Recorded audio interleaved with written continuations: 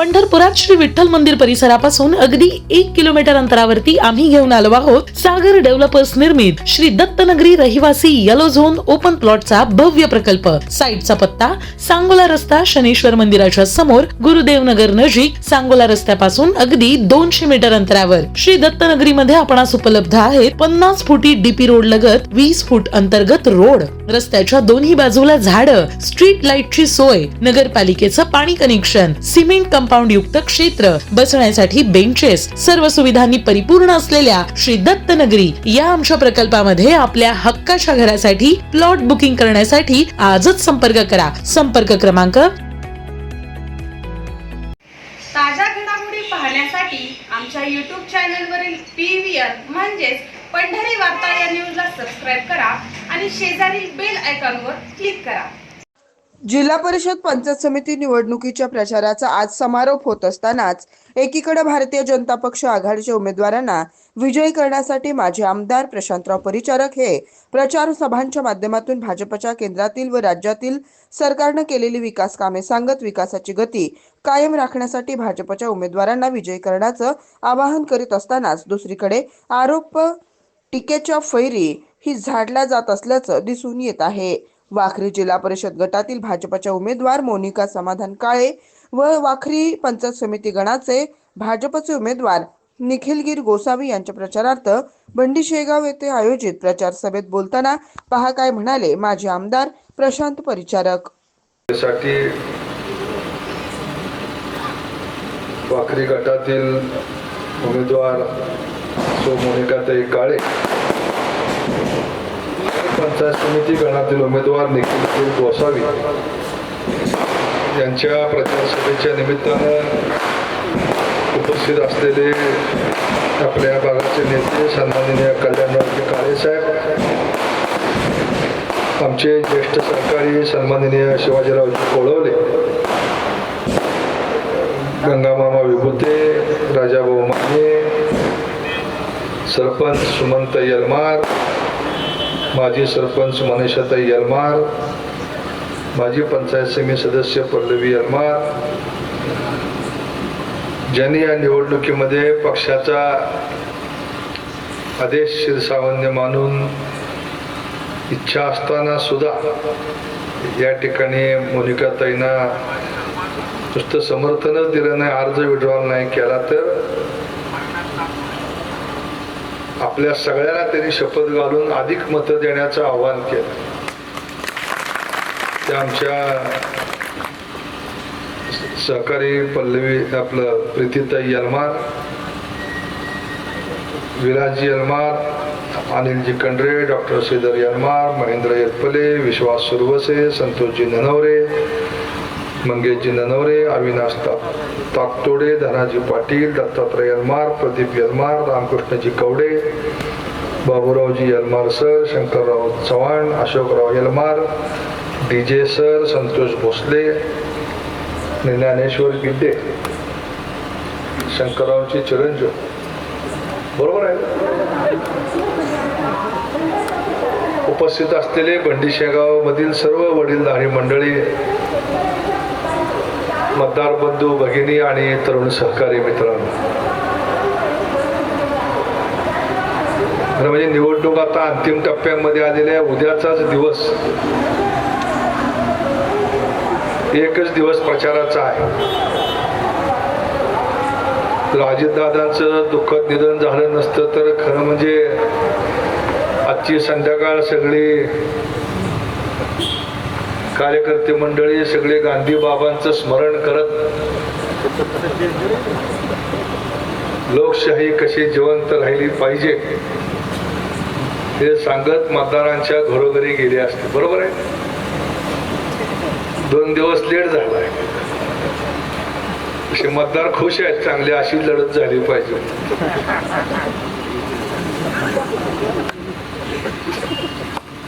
बंधूंनो, ही निवडणूक आहे ती तुमच्या गावगाड्याच्या विकासासंबंधीची निवडणूक आहे। मी सातत्यानं सांगतो की या डॉक्टर बाबासाहेब आंबेडकरांना दिलेल्या संविधानामध्ये या देशाची व्यवस्था करत असताना दिल्लीमध्ये लोकसभा, मुंबईमध्ये विधानसभा आणि तुमच्या गावामध्ये ग्रामपंचायत ही त्रिस्तरीय व्यवस्था या देशामध्ये उभा आहे.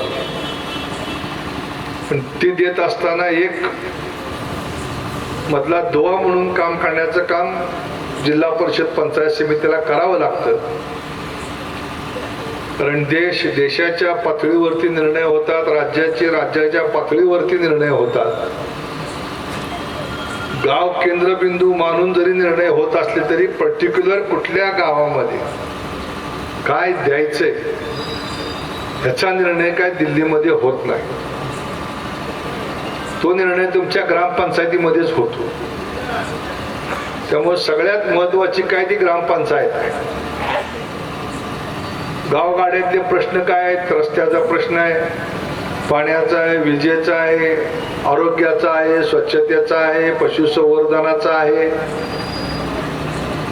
ड्रेनेजचा आहे, दिवाबत्तीचा आहे, स्मशानभूमीचा आहे, अंगणवाड्यांचा आहे. असे छोटे छोटे प्रश्न आहेत गावाचे. वाड्या वस्त्याच्या रस्त्यांचा, पाणंद रस्त्यांचा, गावाला जोडणाऱ्या रस्त्यांचा. मग हे सगळे प्रश्न तुम्ही ग्रामपंचायतीमध्ये ग्रामसभेच्या माध्यमातून मांडत असताय. पण राज्याचा आणि केंद्राच्या बजेटमधून आलेला पैसा तुमच्या गावापर्यंत पोहोचवण्याचं काम, जो मधला दुवा आहे ते दुवा म्हणजे पंचायत समिती आणि जिल्हा परिषद. काल देशाचं बजेट मांडलं दिल्लीमध्ये, पण त्याच्यामध्ये कुठं भंडी शेगावच्या एखाद्या रस्त्याचा उल्लेख केलेला आहे का? या रस्त्याला 10 लाख द्या, या रस्त्याला 50 लाख द्या, असं कधी होत नाही. कारण ते बजेट असतं ते देशाचं असतं. रस्त्याकरता 2 लाख कोटी रुपये, पाण्याकरता 1.5 लाख कोटी रुपये, संरक्षणाकरता 4.5 लाख कोटी रुपये, शिक्षणाकरता 1.25 लाख कोटी रुपये, 54 लाख कोटीचं बजेट देशाचं आहे, 7.5 लाख कोटीचं बजेट राज्याचं आहे. पण ही दोन्ही बजेटमध्ये पर्टिक्युलर कुठल्या गावाला काय द्यायचंय याचा उल्लेख फार नसतो. फक्त योजनांचा उल्लेख असतो. मुख्यमंत्री ग्राम सडक योजना 12,000 कोटी रुपये. ती मुख्यमंत्री ग्राम सडक योजनेमध्ये रस्ता कुठला घालायचा ही ठरवणारी जी व्यवस्था आहे ती ग्रामपंचायत आणि पंचायत समिती जिल्हा परिषद आहे. त्यामुळे या सगळ्या ग्रामविकास खात्याच्या योजना आहेत बऱ्यापैकी. आणि त्यामुळे ही गावगाड्यातली निवडणूक आहे. आपण नेहमी एखाद्या ठिकाणी जेवायला गेलो तर सहज म्हणतो की वाढपी ओळखीचा असेल तर एखादा लाडू किंवा एखादी पळी जास्त मिळते. वाढपी ओळखीचा असल्यावर थोडा फायदा होतो. नुसतंच रस्सा मिळत नाही, थोडे 4 सोयाबीन सुद्धा मिळतंय. आज गल्लोगल्ली चालू आहेत, सगळीकडे पंक्ती उठल्या. किती हजारो बोकडे गेल्या असतील जीवानिशी कुणाला माहिती. वाढपी ओळखीचा पाहिजे. तसं निधी आणताना सुद्धा आपला वाढपी ओळखीचा पाहिजे. तुमचा जर माणूस त्या जिल्हा परिषदेमध्ये नसेल, प्रतिनिधी म्हणून पंचायत समितीमध्ये नसेल, तर केंद्रात आणि राज्यात जरी भारतीय जनता पक्षाचं सरकार आलं तरी जी अवस्था आज विरोधी पक्षातल्या आमदारांची आहे तीच अवस्था तुमच्या गटाची होणार आहे. आम्ही तुमच्या पुढे भारतीय जनता पक्षाचं कमळ चिन्ह घेऊन या ठिकाणी आलोय. उमेदवार कोण आहेत, परिचारक आहेत का काळे आहेत हा विषय नाही. आणि ज्या वेळेस मग निवडणुकीची आपण तयारी सुरू केली होती त्यावेळेस आपण जवळजवळ 2 महिन्यापासून मिटिंग घेतल्या होत्या. गणवाईज बैठका, चर्चा. त्यात आपण अनेक उमेदवार अंतिम करत आणले होते. पण शेवटच्या घडामोडी घडल्या आणि मग राज्य स्तरावरून काही सूचना आम्हाला आल्या आणि त्याप्रमाणे शेवटच्या 2 दिवसामध्ये भोसा आणि वाखरी गटामध्ये कल्याणराव काळे, समाधान काळे आणि गणेश पाटील या दोघांना कमळ चिन्हावरती सामावून घ्यावं अशा पद्धतीच्या सूचना पक्षाकडनं, पालकमंत्री महोदयाकडनं, मुख्य प्रदेश कार्यालयाकडनं आल्यानंतर आम्ही सगळ्याशी चर्चा केली. लोकांपुढे हा विषय मांडला आणि निश्चितपणे मला अभिमान आहे. ठीक आहे, मामा थोडे रागाला गेले. मामा कधी मला कोपऱ्यापासून हात जोडत नाहीत, पण कोपऱ्यापासून हात जोडून गेले.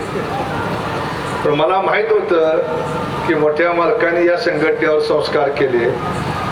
भारतीय जनता पक्षाची ही संघटना आहे.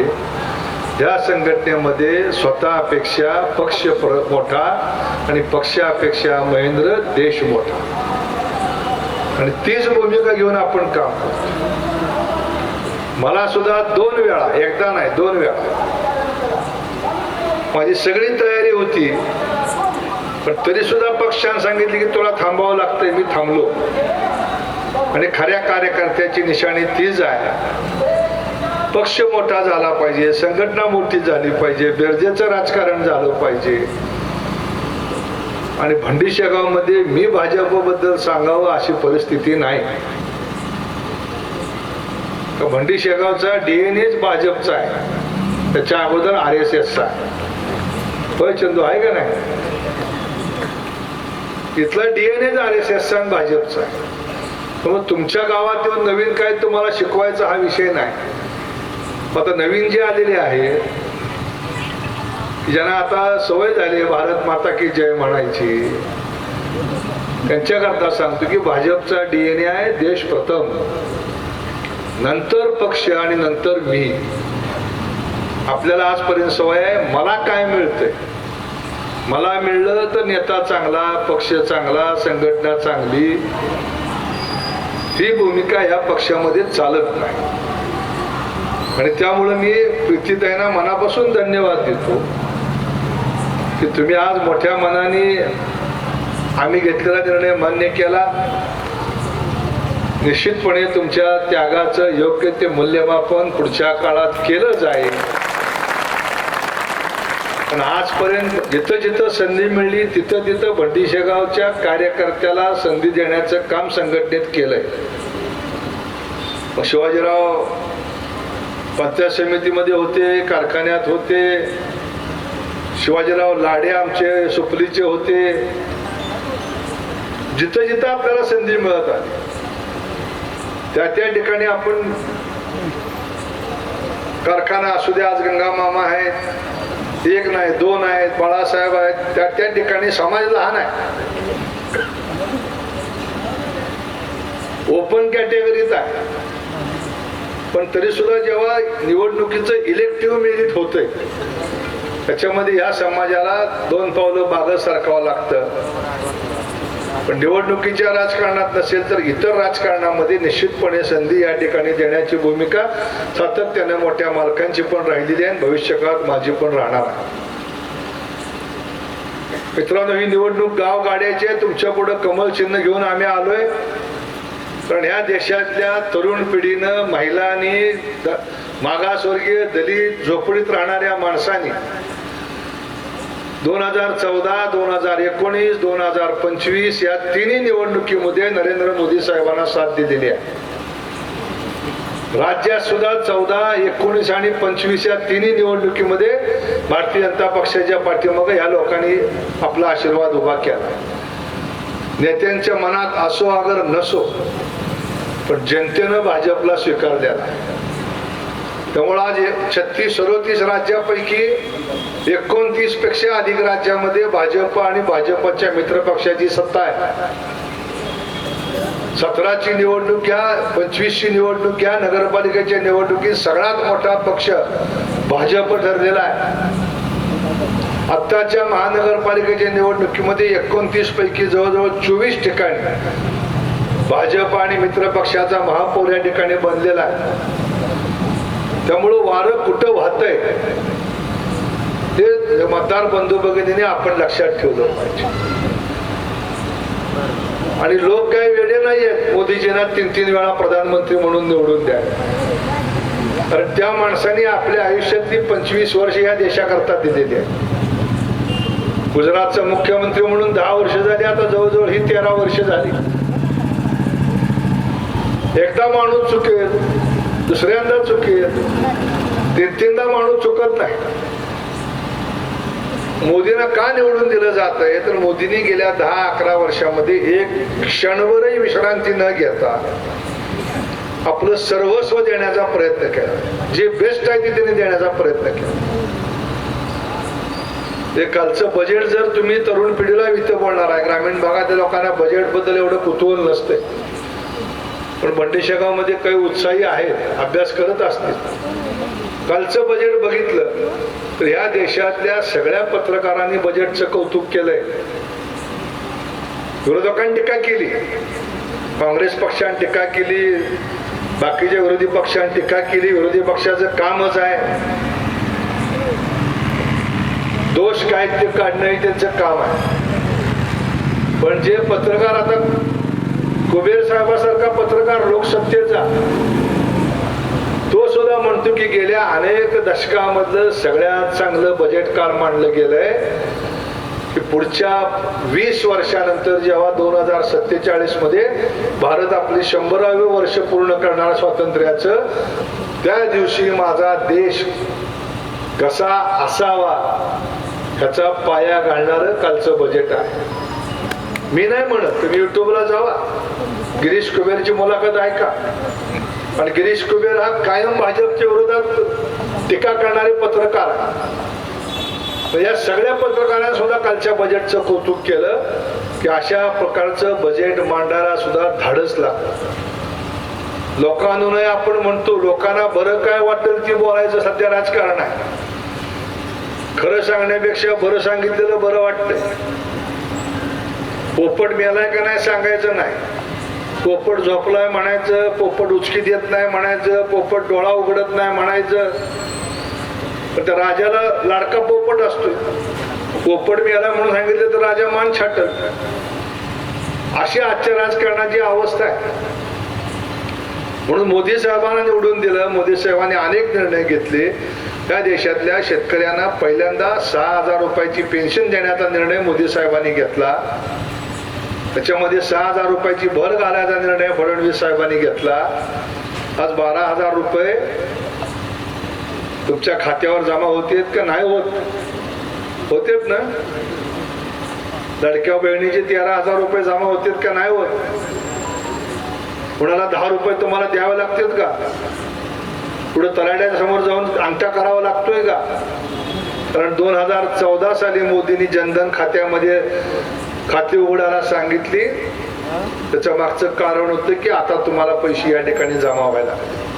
72,000 कोटी रुपये दरवर्षी गेली 7 वर्ष चालू आहे.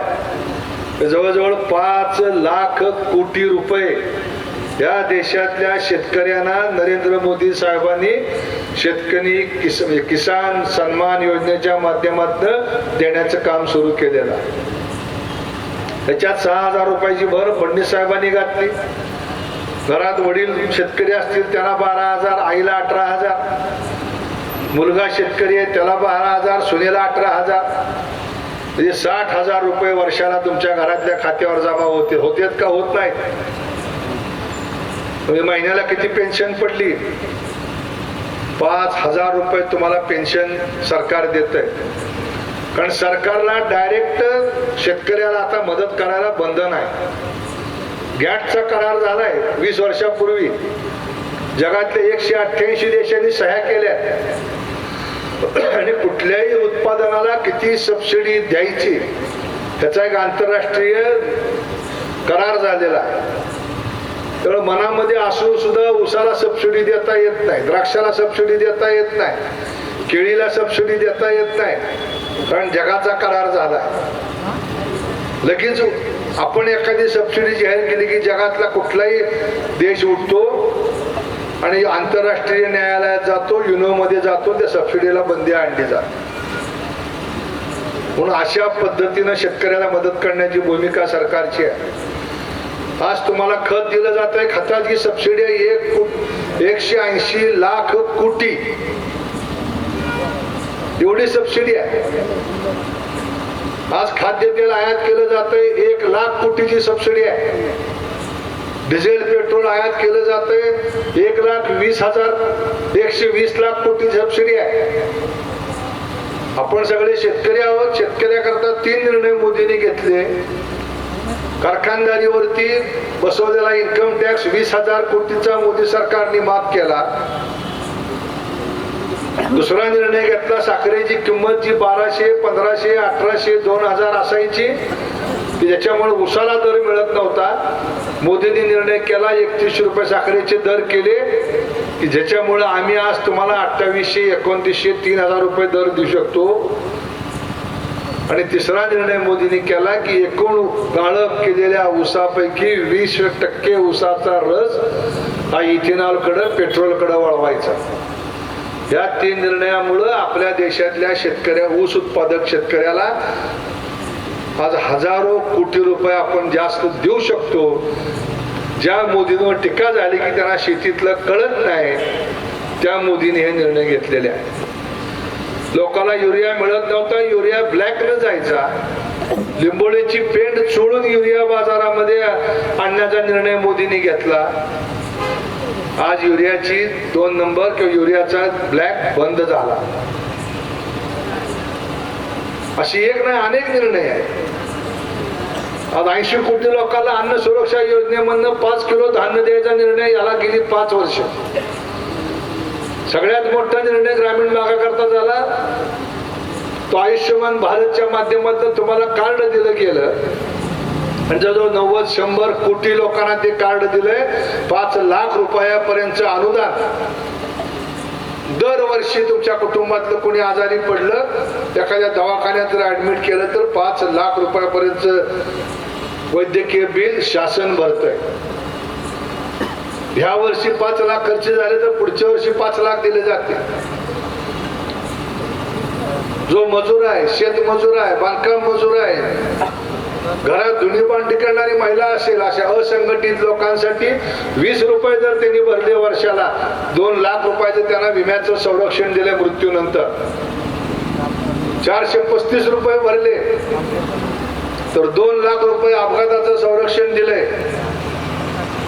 18 वर्ष मुलाची पूर्ण झाली, महिन्याला 100 रुपये जर तुम्ही भरले वयाच्या 40 वर्षापर्यंत, म्हणजे 22 वर्ष जर तुम्ही महिन्याला 100 रुपये बँकेत भरले तर तो मुलगा जेव्हा 60 वर्षाचा होईल, जेव्हा त्याचे हातपाय चालणार नाही, त्याच्या मृत्यूपर्यंत 5,000 रुपयाची पेन्शन योजना या देशात चालू आहे. त्याचं नाव आहे अटल पेन्शन योजना. किती लोकांना माहित आहे? उज्ज्वला गॅस योजना, 12 सिलेंडर बीपीएल खालच्या लोकांना मोफत आहे. श्रीमंताच्या सगळ्या सबसिड्या बंद केल्या, सगळ्या सबसिड्या गरिबाला द्यायला सुरुवात केली. PM विश्वकर्मा योजना, जे 12 बलुतेदार आहेत त्या 12 बलुतेदारांना सुतार, लोहार, कुंभार, सोनार, आजपर्यंत कुठल्याही सरकारने त्यांना मदत केली नाही. मोदी सरकारने निर्णय घेतला, 15,000 कोटी रुपयाचं बजेट दिलं आणि अशा या 12 बलुतेदार लोकांना बँकेत गेल्यानंतर विना तारण 2 लाख रुपयाचं कर्ज बिनव्याजी सरकार व्याज भरतंय. अशा या गोरगरीब समाजाला मदत करण्याची भूमिका मोदींनी घेतली. लखपती निधी योजना, यावर्षी महाराष्ट्रामध्ये 1 कोटी लखपती निधी करायचं नियोजन सुरू आहे. उमेदच्या माध्यमातून बचत गटांकरता पैसे द्यायचा निर्णय झाला.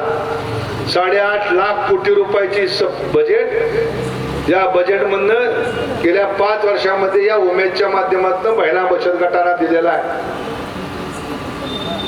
मुलींना शिक्षण फुकट आहे, मुलांना शिक्षण फुकट आहे. एखाद्या गरीब मुलाला वाटलं की आपल्याला चांगल्या इंग्लिश मीडियम मध्ये जायचंय, पण त्याची परिस्थिती नाही आहे, फी भरू शकत नाही, त्यांना फक्त 1 लाख रुपयाच्या आतलं सर्टिफिकेट काढायचंय तहसीलदारकडनं उत्पन्नाचं. 25% जागा एकूण वर्गातल्या, जर 60 जागा असतील तर त्याच्या 25% साईड 12 आणि 3 15 जागा त्या गरीब विद्यार्थ्याकरता राखीव ठेवल्या. त्यांनी अर्ज करायचा, मेरिटवर त्यांना ऍडमिशन दिली जाईल, त्याची फी सरकार भरतंय. SC ST करता योजना होत्या, त्या OBC ला लागू केल्या, ओपनला लागू केल्या. आणि या देशातला कुणी जर विद्यार्थी परदेशात जाऊन उच्च शिक्षण घेणार असेल त्याच्याकरता मग 50 लाखापासून 1 कोटीपर्यंत किती जरी खर्च आला तरी सगळा खर्च राज्य शासन उचलतंय. एका बाजूला आयुष्यमान भारतची योजना तुम्हाला दिली 5 लाखाची, पण 5 लाखात जर एखादा आजार बरा होत नसेल तर 5 लाखापासून 35 लाखापर्यंतची त्या ठिकाणी आरोग्याची हमी राज्य सरकारने घ्यायचा निर्णय घेतलेला आहे. मुलांना शिक्षण मोफत आहे. तुम्ही जर शेजारच्या शेळवे कॉलेजवर गेला, इंजिनिअरिंग कॉलेजला हॉस्टेलला राहिला आणि वडिलांची जर आर्थिक परिस्थिती नसेल तर 20,000 रुपये वर्षाला महिना 2,000 रुपयाप्रमाणे 10 महिन्याचे हॉस्टेलची फी सुद्धा राज्य शासन देत आहे. आज 10% आरक्षण दिलंय तुम्हाला EWS मधनं ओपन कॅटेगरी करता. जो आर्थिक उत्पन्न ज्याचं कमी आहे त्याला सुद्धा 10% आरक्षण वाढवून देण्याचा निर्णय मोदी सरकारने घेतला. कुठल्याही आरक्षणाला हात न लावता शेती करता निर्णय घेतले. अन्न वस्त्र निवारा 11 कोटी कुटुंब म्हणजे 55 कोटी लोकांना या देशात घर नव्हतं. गेल्या 5 वर्षापूर्वी 5 कोटी कुटुंबाला घर दिलं. अजून ह्या 5 वर्षात अजून ह्यावर 4 कोटी कुटुंबाला घर द्यायचंय. किती घरं आली भंडी शेगावला? 200 घरं या वर्षी आली. पुढच्या 5 वर्षात या देशातला घर नाही असा माणूस त्यांना ठेवायचा नाही.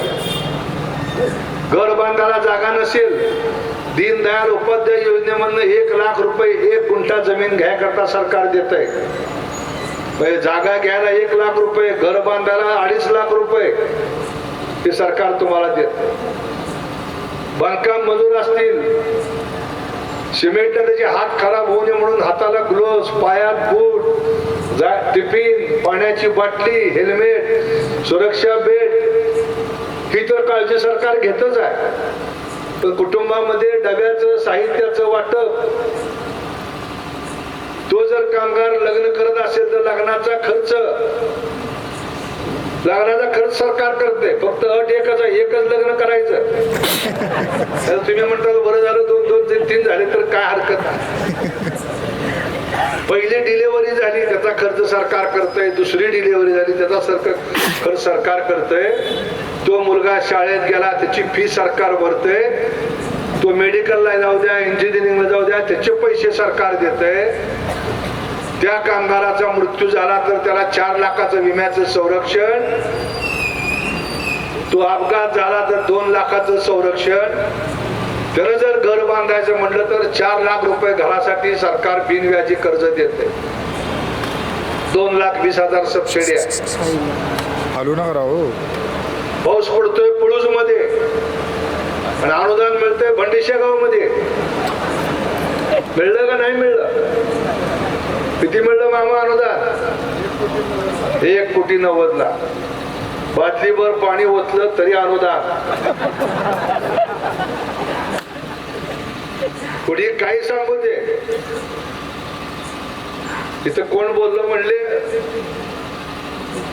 तुतारी बोलली का राजेगावची? अरे बेट्या तुझा पगार किती, तू बोलतोय किती, तुला माहित तर आहे का काय? इथं मामा साक्षीला आहे, भगवानराव देशमुख आमचे साक्षीला आहे. मीच बावनकुळे साहेबांपाशी बसलो तर मामा बरोबर आहे का? तुम्ही फोन केला, तुम्ही का फोन केला लक्षात आलं माझ्या, म्हणून मी उचलला नाही म्हणल्यावर तुम्ही पुन्हा भगवानराव कडनं फोन केला. बरोबर आहे का? हा, मी बावनकुळे साहेबांपाशी बसलो तो फोन आल्यावर मी म्हणलं मामा लक्षात आहे माझ्या, तुम्ही का फोन केलाय, मी समोरच बसलोय. तिथं बावनकुळे साहेबांना सांगितली साहेब अशी अशी परिस्थिती आहे. सगळे सर्कल बसले, फक्त एक भंडीशेगाव सर्कल बसलं आणि तिथले लोक रस्त्यावरती उतरलेले आहेत. त्यांचं म्हणणं आहे की आमच्यावरती अन्याय झाला आणि तिथलं मशीन बंद आहे. तातडीनं तिथनं त्यांनी आदेश दिले सर सगट इमानदारीने सांगा बरं, एका शेतकऱ्याचा ऊस तरी खराब झाला का? झाला का खराब? द्राक्षाला पैसे मिळाले, उसाला पैसे मिळाले, द्राक्ष मिळत नव्हती. भया देशमुख हे सगळे आम्ही आंदोलन करतो म्हणल्यावर कलेक्टरना भेटलो. कलेक्टर म्हणले बसत नाही, कारण ते नियमावलीत नाही. पालकमंत्र्यांना फोन केला, पालकमंत्री म्हणले मार्ग काढूया. कृषी विद्यापीठाची टीम इथं बोलवली. त्यांनी एक अहवाल दिला की द्राक्षाच्या मुळं, पांढरी मुळं ह्याची वाढ खुंटल्यामुळं भविष्य काळात ह्याला द्राक्ष लागणार नाहीत. आता शास्त्रज्ञांनी अहवाल दिल्यावर त्याला चॅलेंज कोण करणार? कृषी विद्यापीठाचा अहवाल आहे, अजून कागद जाऊन बघा, कलेक्टर ऑफिस मध्ये आहे. सगळ्या द्राक्षाला पैसे मिळाले का नाही? चंदू किती मिळाले? हा हो बोला जाऊ द्या, आकडे सांगू नको. ही परिस्थिती आहे. पेरणी तुमची दुबार पेरणीची सुद्धा 10,000 मिळाले.